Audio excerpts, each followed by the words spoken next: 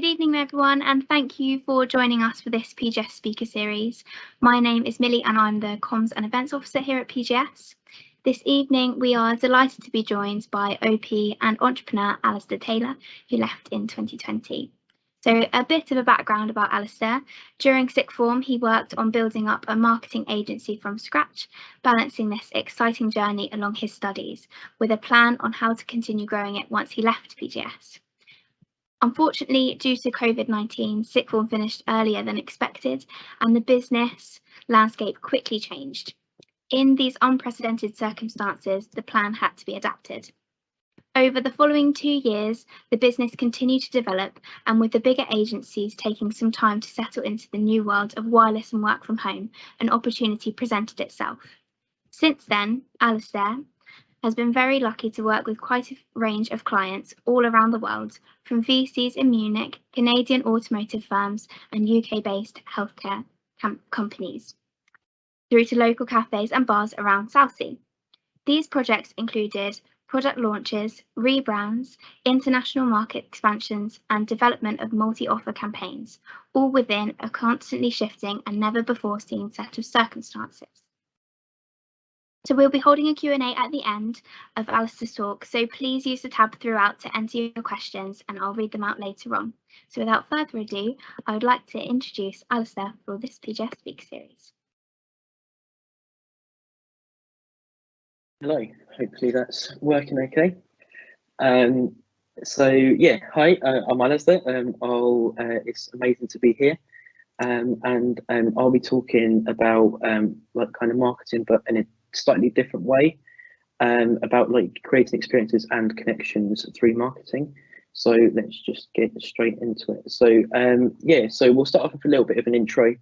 We'll go on to talk a bit about marketing in general, what it is, how it's kind of changing at the moment, and then move on to the main bit, which is all about, you know, the experiences and the connections. And then, as Millie said, I think we've got a little bit of a Q&A at the end. So let's just go straight into it. So a bit about me. I went to PGS. It was fantastic. Went there for sixth form, and again, it was very similar to this talk. It was all about the experiences and the connections at PGS. It was a fantastic experience and built up some amazing connections, both to my friends from sixth form, both teachers, and just to the sixth form in general. So it's fantastic, and obviously I was in a very unique position where I had to balance both the studies and work, and it was amazing. I enjoyed it a lot. It kept me busy. It was a very interesting thing to do, and unfortunately, as Millie said as well, my PGS experience got cut slightly short with COVID, and that also affected my work.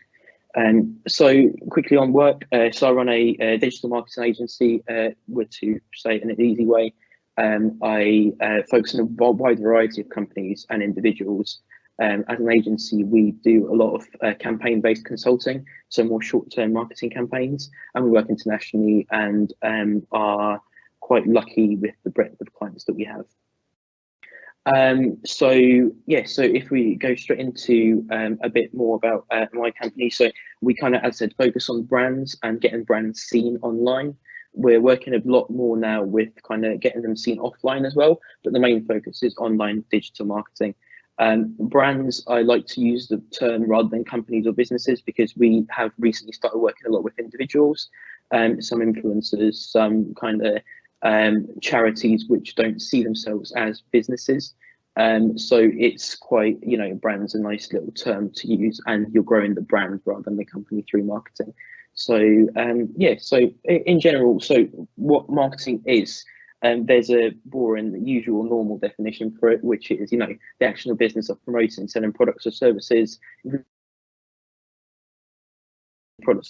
online and for someone, so in this case my customers, and there's like a general perception that it's quite a, you know, salesy, boring job, and you could say it used to be, if you go back all the way to the classic agencies, where the whole job was to just get ads into newspapers, into a TV, But now I think it's so fluid and such a interesting field to be in, and it's kind of like the everything job in a way, where you're kind of just pushing a product. Well, you're just promoting the product to a person, and irrelevant of what field you're operating in, essentially, you're doing the same job, but it's always an interesting journey for each different client. So yeah, so as I said, even that's why we work with healthcare companies and all the way to local cafes. The actual process is very similar, but it's just the factors around what you're selling that are changing, and that's where we tailor the experience throughout. As I said, I think marketing's changing a lot now with what it is and how it is, especially with the changing landscape and the introduction of more tech and quicker access to data, more control over the data that you can use. And kind of there's this been very big shift, as everyone would know, obviously, to more social media driven campaigns, to more kind of digital driven campaigns, which was only boosted through COVID when no one could see general media out and about. It was all about what was on their phones and how to get that campaign to them. So in theory, that would all make marketing a lot easier. It gives you more routes, it gives you more data to work with, and it would make it so much easier to advertise. But in practice, it just means that more people are doing it, so you have more noise, and obviously with that comes a slight annoyance on the user side of what an ad is, and it's now regarded as a bit of by some people, a bit of a spammy thing. And you see an ad on Instagram or Facebook and you scroll past it straight away. And that opens up this whole a new level of marketing, where it's all about this kind of, again, changing the perception for the user side, and integrating more innovation into what an ad actually is. You can create these very interesting campaigns where you're just with one ad targeting a few different products and a few different users, which is multi-offer marketing. You can create these very interesting kind of demand overlaps where you're just not just selling one product to one user, but you're customizing a campaign for the user rather than for the product. And you were never able to do this before. You weren't able to track interactions, you weren't able to track clicks, and now you can, and it just makes it so much more exciting and so much more interesting than that boring, we'll get an ad, we'll put it in a newspaper, and that's the job done. So how you target these users has changed as well, and that's where it kind of leads on to the general kind of bit of this talk, which is about that experiences. What I mean by experiences is the experience that your target user or target audience goes through when they're trying to, when they're seeing an ad, and obviously when you're trying to sell to them. So it takes it away from that general view of an ad as something that you see and you scroll past and you don't take action on, to a general kind of try and tapping into the subconscious and trying to have that user click on that ad without really thinking of it as an ad, but as just something that's a daily part of their Twitter scroll, or a daily part of, in a way, of their life. And there's all sorts of kind of ways of doing it, but there's three main ones, I would think. And the first one of them is this kind of creation of a user journey, but without going too in depth. A user journey of not, from the very start of they see the ad all the way to the purchase, but actually making that journey tailored to the user rather than to the product you're trying to sell. Whether that's an app, whether it's a physical product, whether it's a restaurant booking, you're kind of trying to tailor this journey to what you think the user would want. And obviously the only way to do that is to work backwards. So rather than thinking about the product you're trying to sell first, you're trying to think about the user that you're trying to target. So your end goal. And obviously in a scenario of a restaurant, for example, that end goal would be the booking for a busy Friday, for example. And then you walk back from that initial end goal to what interaction do you want the user to have with that ad? And then what ad do you present so that user does interact with the ad? And then how do you build that campaign to be able to create that ad? Obviously, it's very similar to the basic business and business company creation thoughts that, your most successful apps and most successful products, they all fill gaps in the market. And in my opinion, ads really need to do the same. They need to fill a gap in something that someone's trying to search for. and then display that very easily and be able to have the user take action on that very, very easily as well. And that was where that whole idea of building a user journey comes from. There's with the conversion, that's the main part, obviously, because you can display an ad as much as you like, but the conversion is the main issue.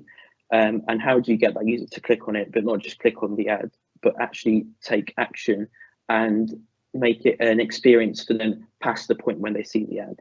And that's where you go to a psychological idea, which is around habit loops and how actually how the user would actually see that ad and act on it without actually thinking of it as an ad, which is what I was talking about earlier. This goes to a concept about how the brain thinks to do and how our habits are built naturally by a guy called James Clear. And it says it's a very, very good way of kind of picturing how these ads need to be set up. There's a general example of a light switch. When you walk into a dark room, you want to see, so you subconsciously flick the light switch on, and obviously then it's light so you can see. And we try and build campaigns that focus on that same principle, where we create a queue and then there's a reward once you activate that queue. So obviously in the light switch example, that queue is the dark room. Then it's followed by kind of a craving, which is the fact that you want to see, and then the response is that the subconscious clicks on the light switch, and then the reward is that you can see. And this kind of journey is something that we try and build our campaigns around and try and create for the users that we're obviously targeting.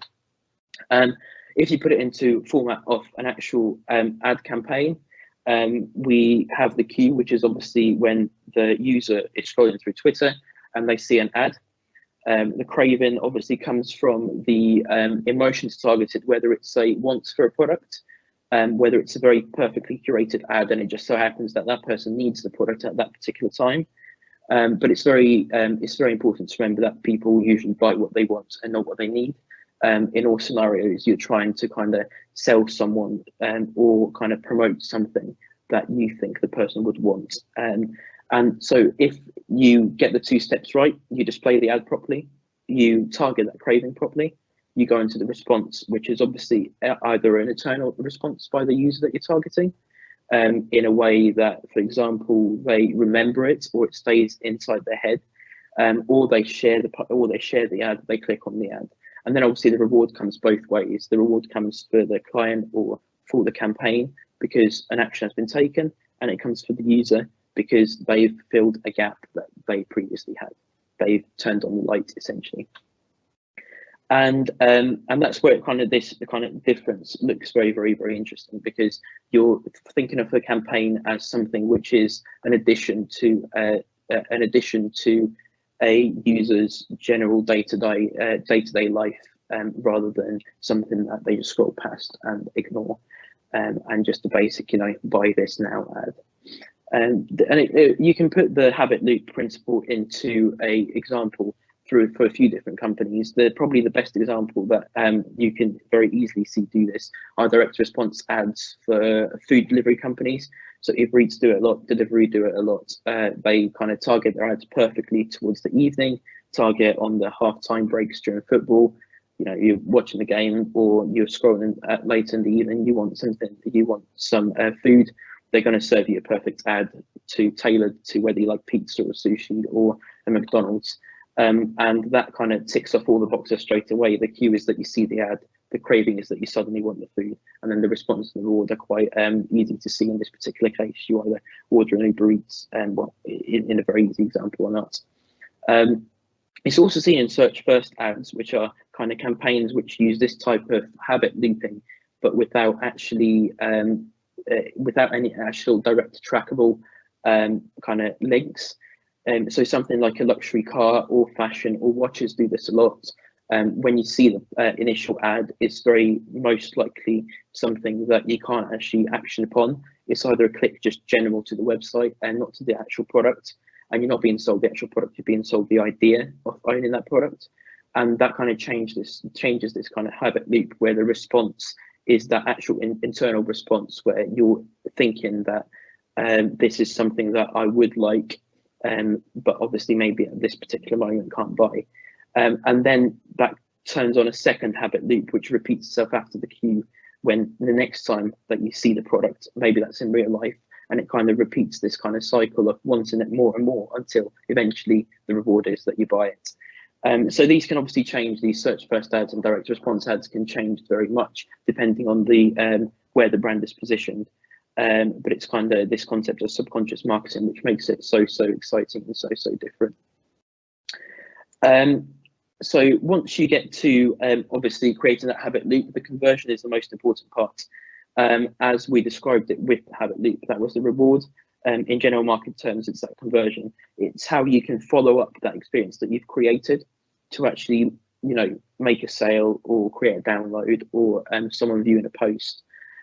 Or even untrackable outcomes, which are untrackable individually, but you can see a response and a general trend of interest into the product, whether that's through word of mouth sales and kind of word of mouth interest, or indirect searches for things to do with that product, or a pre-targeted outcome, which you build an ad around the fact that it will stay in someone's head for a while, and then the next round of ads that you do run will be a lot more salesy, if you like, and you kind of just automatically create this habit loop, skipping a few steps because they've had this idea of purchasing something or downloading an app for a while, and then suddenly they're presented with easy to access opportunity to do that.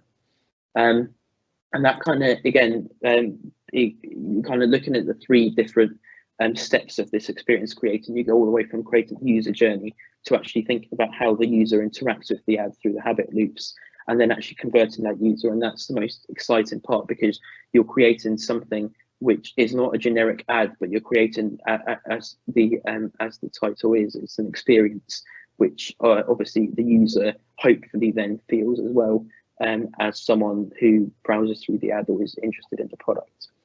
And then after that, it's very important to follow up on that experience that you've created with kind of putting together a connection and creating a connection with not just the campaign and the user, but the general brand behind the campaign and the user.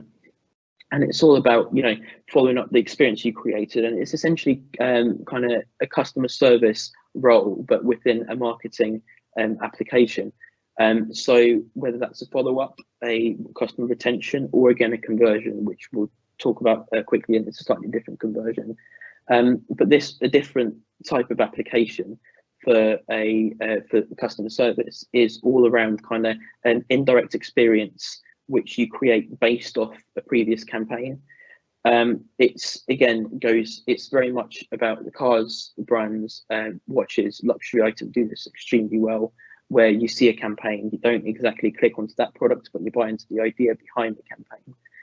And then you go from there and kind of develop this idea within the users or the target audience's minds of, this is actually an amazing product. And you kind of go step by step and kind of lead them onto this general interest. And then obviously once they buy the product, the journey doesn't stop there, because there's definitely something, that they can purchase on top of that. For example, you buy an iPhone, you get some cases, you get you get a set of AirPods. You kind of build up this accessory kind of additional bits which elevate the experience and just further take the experience. You can't just cut off the user there just because they've purchased something. And that kind of goes on to the retention side of it. So how do you retain that user? So you've created the follow-up, you've created the experience for them, you've converted them initially, you've created the initial connection with them, but then how do you follow up and actually keep them as a long-time user or a long-time buyer? And so this is an even more interesting thing, because there's two different ways of looking at it. Whether you're looking at a big brand, where it's all about the experience long-term, where you kind of create this connection with a brand, which whether it's a clothing brand or a online delivery orders, food order brand or something, where you create this kind of direct loyalty essentially to them, similar to how you would to an artist or a music band, and you kind of want to support them, whether that's direct support or indirect support. And that obviously only comes if you've got the initial connection with the brand. And a lot of it's something that we see a lot with local businesses and local coffee shops and local bars and restaurants, where they can work on a kind of a zero spend marketing basis, where they don't really need to spend any money on ads. They don't really need to spend any money on kind of marketing in generic ways, because they've got that core brand loyalty. And the only way you can get more people is through the local kind of audience that they've already found, sharing with their friends and their family. And it kind of creates this very interesting scenario for small local businesses, which was even more visible through COVID, where people wanted to support the locals, and it's kind of kept going now. And that was obviously just because previously at some point they were either directly or indirectly somehow influenced by the marketing or the advertising that that company did, whether that was in store, amazing experience, or genuine, they ran an ad at some point when they first launched. And ever since then, this kind of loyalty is built up. And obviously retention also works on a whole different kind of class of levels, where you have post-action retention. So how do you push the next ad to them? How do you allow them to create a direct purchase? Is it a newsletter that you send them after they've purchased something? Is it generally just another run of campaigns that you do for people that have already shown an interest in the product or have purchased? Because don't forget, in the initial experience phase, we don't necessarily focus on creating a purchase. We focus on creating an experience that the people remember and your target audience remembers, which then obviously solidifies the next step to be actually we can now sell them something directly. And that's where that second bit comes into play again, which is the second conversion. Whether that's a conversion on the initial action that they could take, which was throughout the experiences, or whether it's a conversion on a brand new set of actions, which is like I introduced before, the idea of selling up accessories. This can be not just ads. This can be through product support. This can be just through general post-product advertising. You can see it all the time when you get a further, get 10% off on your next order card whenever you order a bit of clothing or something. They're already setting up that next experience for you, and then you go into the website, and most of the times you're quite disappointed because it's not tailored to you. But sometimes you get one or two sites which do it well, and they genuinely do create that second experience where you enter the code and it's fully customized to you because they hold a certain level of data and details on you. And it's all about that second conversion, essentially. So through that conversion, you can also kind of think about how the person that you've initially sold the item to, or initially sold the service to, or has initially seen the ad, then goes on to potentially share it with their friends, or maybe share it on social media. And again, you need to think about that as a conversion as well, because you have to create separate routes, essentially experience routes for those different people as well. So maybe you give them a special friends and family discount code, or maybe you directly target people who are similar to the person that purchased it, which is a very basic way of looking at it. Financial services do this a lot. Banks, especially new age banks, Monzo, Starling, do this in an amazing way, where the product is amazing. They kind of find little quirks within the product, like the pink card with Monzo, for example, and they kind of build up this journey, not just for the initial customer they're trying to target, but also for people that could potentially also purchase the product later on. And so you're just thinking about similar users, and you're not just focusing on one user, but you're trying to tailor the experience for as many kind of potential users that you can, without making it too much of a general kind of campaign, because then it just goes back to the whole spammy idea of what a campaign is and what an advertisement is. It's, as I said, it's so interesting when you can also integrate physical aspects. Especially now, physical aspects to like something that's run online.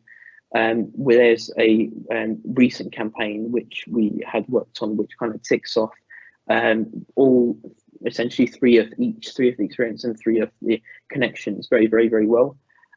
Where we were tasked with the campaign still under kind of work, so we can't disclose too much details, but we were tasked with a very interesting project where we were looking at a brand who's specializes in gins, and they've recently created an alcohol-free gin. Obviously, it's a brand new product, but it's in a very already commercially full market of alcohol and spirits, and it's also in this other kind of trendy market of healthy items and healthy substitutes for things, and it kind of ticks both boxes. But this was a brand new gin by a well-known brand, so how do we actually get that out there? So obviously we sat down and we look at who their users potentially would be. So again, you go back to the initial experiences slide and you look at where that target user is. Obviously, it's quite a simple site to have, where you just look at, you've got the consumers which would buy it, and you've got the bars and the clubs and restaurants that would also buy it as well. So you've kind of got two different sets of users. And then you think about a campaign which can integrate both of them at the same time. We were working on quite a tight schedule. So you kind of think of a campaign that could integrate both of those kind of different target users at the same time. And we came up with a online social media campaign, which was Find Us at a Bar. We'd already built up quite an interesting following through people who were interested in the product. It was already a trendy product, so even people that didn't know about the company directly, they were very, very, very interested in the general field of alcohol-free spirits. And so this campaign was run over 2-3 weeks, where people would walk around and they would try and find what bar we were located in. This created the user buzz not just for the initial kind of general consumer market, it created the user buzz for the bar owners, because all the bars owners were wondering why a bunch of people were coming in and asking whether they had this particular set of gin which they'd never heard of before in their life. And obviously that creates a buzz within the bar owners, who try and find out what the gin is and what the company is and how to get a bottle, because there's clearly demand for it. So when the product was launched, it went out initially to bar owners. They were happy because they were getting customers served with something that they were coming in and looking at. And then a few weeks after that, we were ready to go live with the full consumer sales site, and we outsold for 6 months. So it was a very successful kind of campaign, but all the steps within it were very basic kind of steps which were described. So you built up a user experience for 2 different users, and you kind of took them through that experience from wondering what the gin is, from wondering what the product is, all the way to being interested in creating this craving for the product, which then resulted in a conversion onto the product twice again. So it's resulted in initial conversion on the bar owners, but then further a conversion on the connection side, because the bar owners were both connected as the users were to the product. And it created this kind of general, just once the product goes live, there's so much interest in it. So it was quite successful. But again, after that, you have to focus on what happens next. So how do you retain those users? Obviously, the product being good makes a very, very big, it takes a very big place in that. But also the actual campaign and how you actually bring in return purchases, how you find new customers, and how you also target customers which are potentially interested in purchasing it, whether it's friends of your original client base, whether it's other bar owners who also want the same product, whether it's other restaurant owners who also want it.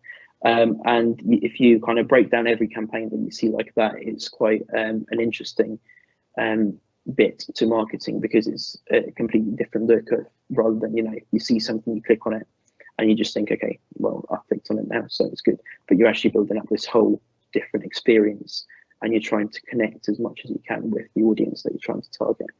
And yeah, that's why I quite enjoy doing it. So hopefully, there we go. So I think, as Millie said, we've got a Q&A type thing. So hopefully that's working. Yes. So we've got a few questions come through, so I'll just read them out to you, if that's okay. So the first question is, can you give some examples of ads that you think have been successful online recently? Yes. So I think best way actually is looking at an ad which wasn't so successful, because it was successful in a different version of success.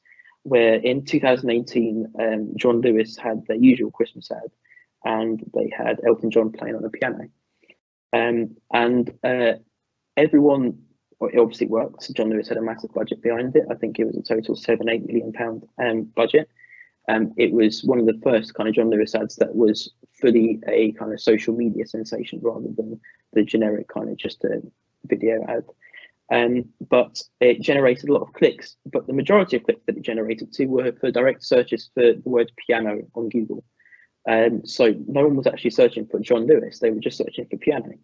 And there was a small company somewhere that was ranking first for piano, which was called Gear for Music or something similar, something for that, who saw an increase of something like 160%, I think, for the whole year, just in that 1 month, because people were buying pianos off the John Lewis ad.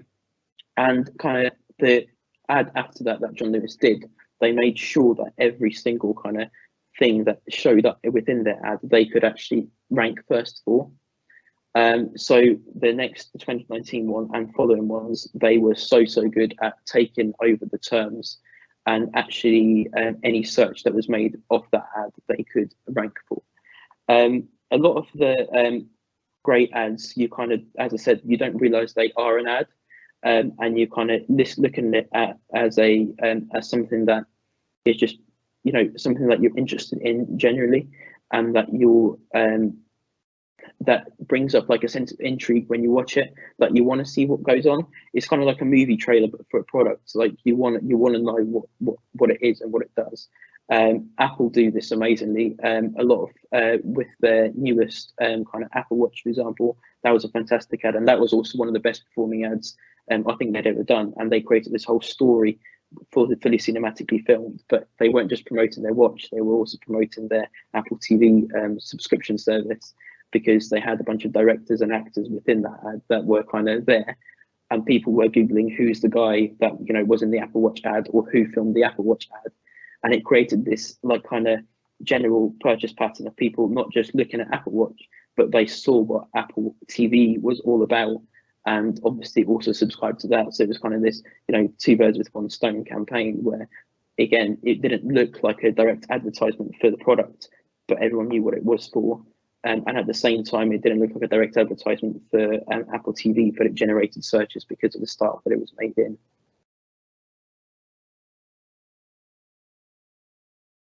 So next question we have is, what's the ethical framework you work within?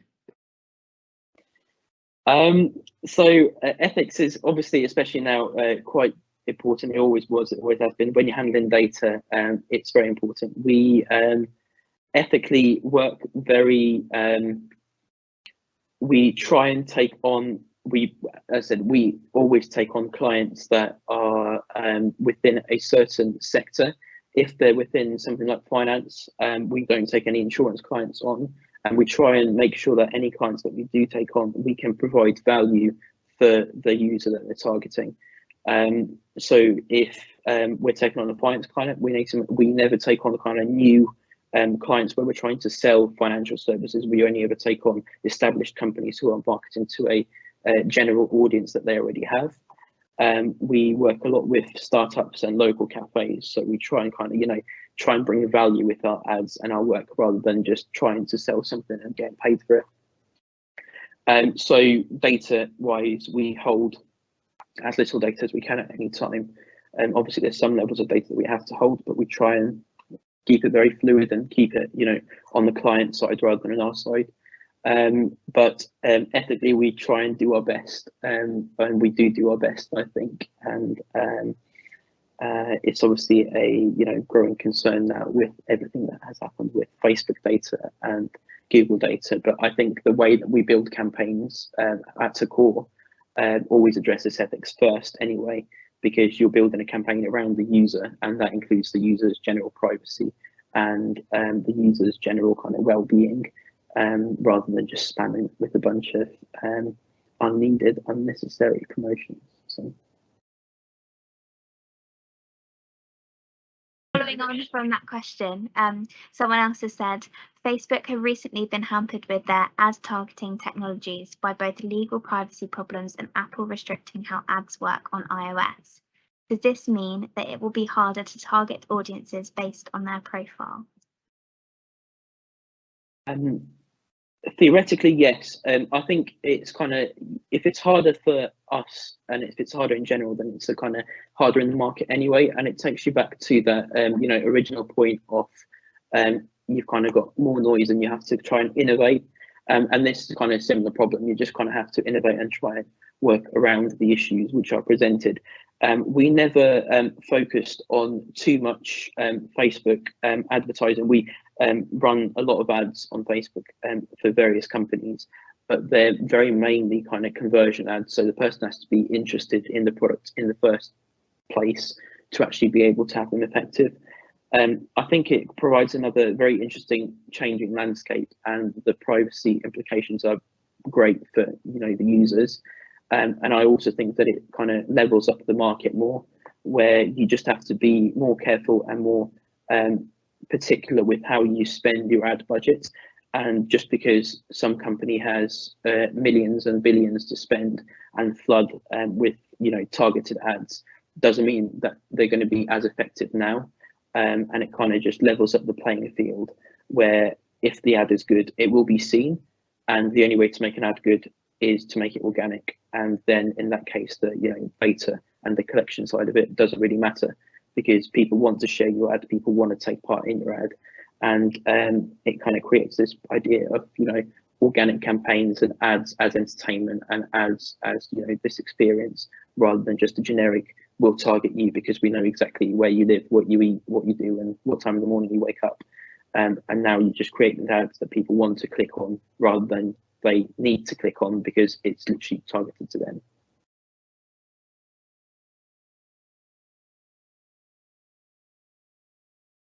Is how do you continue to generate new and fresh ideas? Interestingly, we kind of look at, there's obviously you can look at trends, but trends is already something that's happened, so you kind of have to innovate on top of them. We've got quite an interesting team of people, both freelancers and in-house, and also the clients that we work with, where you have certain kind of overlaps where one market sees a certain trend which another kind of market hasn't yet. So you kind of could be the first person to try that particular trend within that particular market. With idea generation, we try not to kind of exclude any people that we take on. Marketing is very much a creativity game. So I think the more creativity and the more general kind of interest you can bring is very, very exciting. I was in a campaign meeting last week where we had some freelancers who were previously opticians and some freelancers who were previously kind of psychologists, and we were just talking to them about a campaign, and they brought up things that we've never actually thought about, and no one had thought about, whether it's the color and observation of how an ad looks, but also a brand new kind of way of thinking about how we kind of build up a habit based on you see an organic ad, and very similar to what John Lewis did back in 2018 indirectly, but you're kind of pushing a category of a product rather than you're pushing the product itself. So I think it's a lot of research, but research only ever tells you what's happened, and then just a lot of testing and playing around with ideas and trying to find something that works. And for every 10 things that don't work, there'll be 1 or 2 that do work and that make an impact. So it's just a creativity and testing game. So. Next question is, you said that small local businesses such as coffee shops don't need to advertise because they have loyalty. Are there any local businesses that you think should advertise online?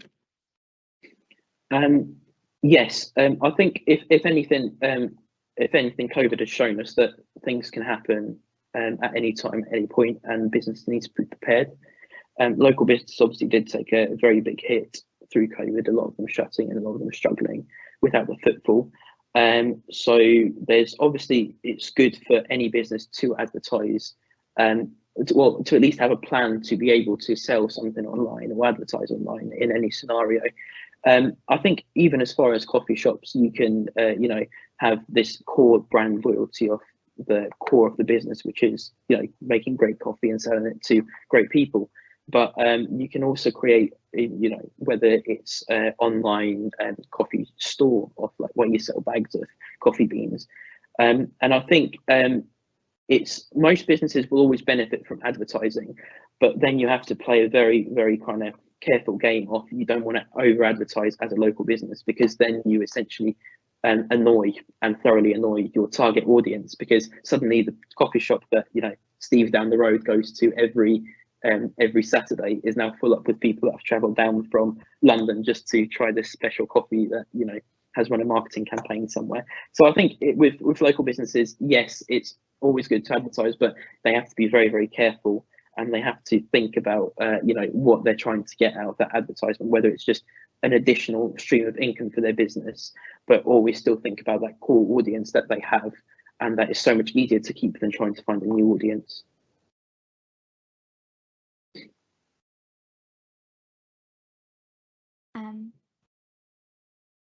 Are there any companies you think are game changers or trendsetters in the market?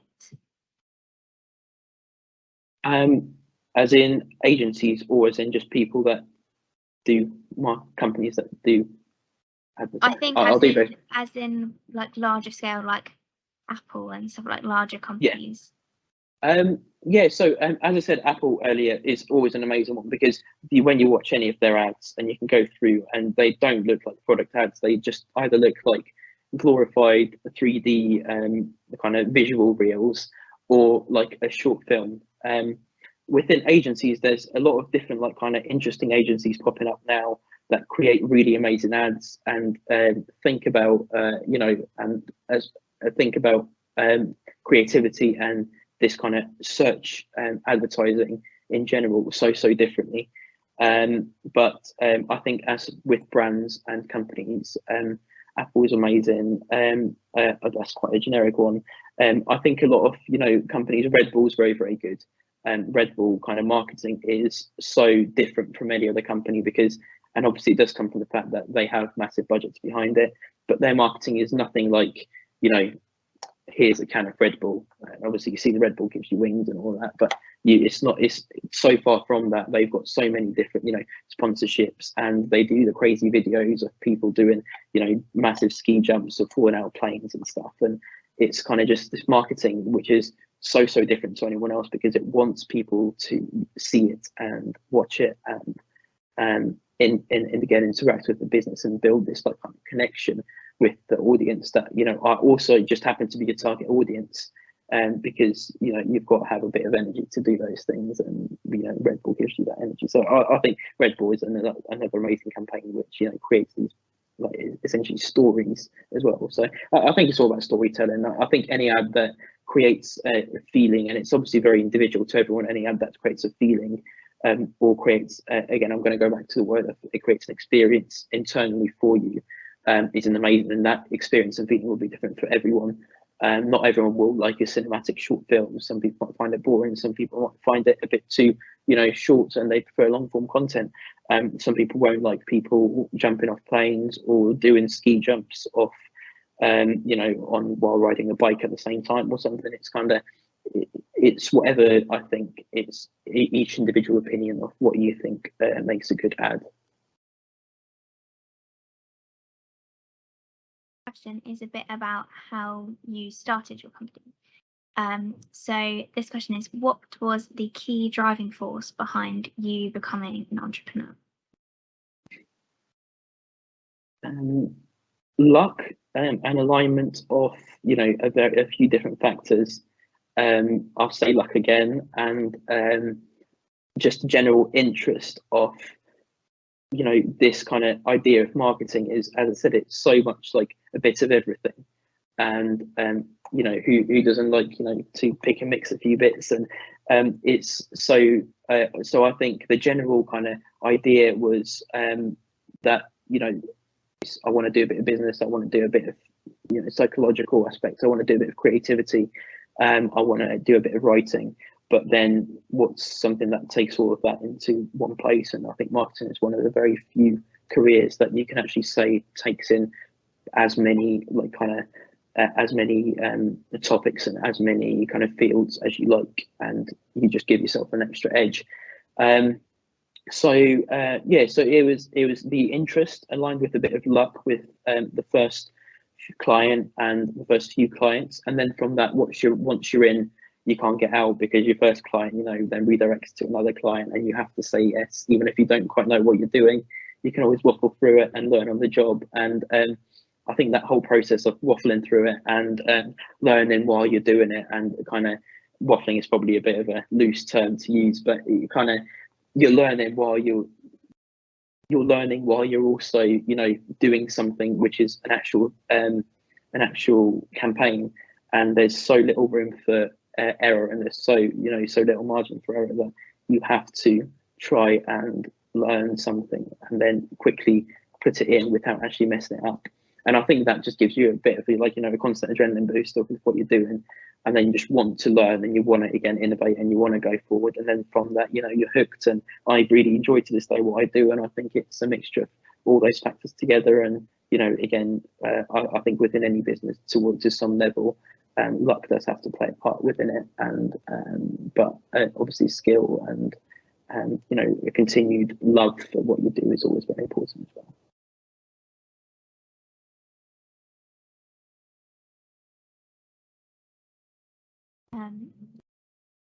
Who or what has been your greatest inspiration throughout your marketing career?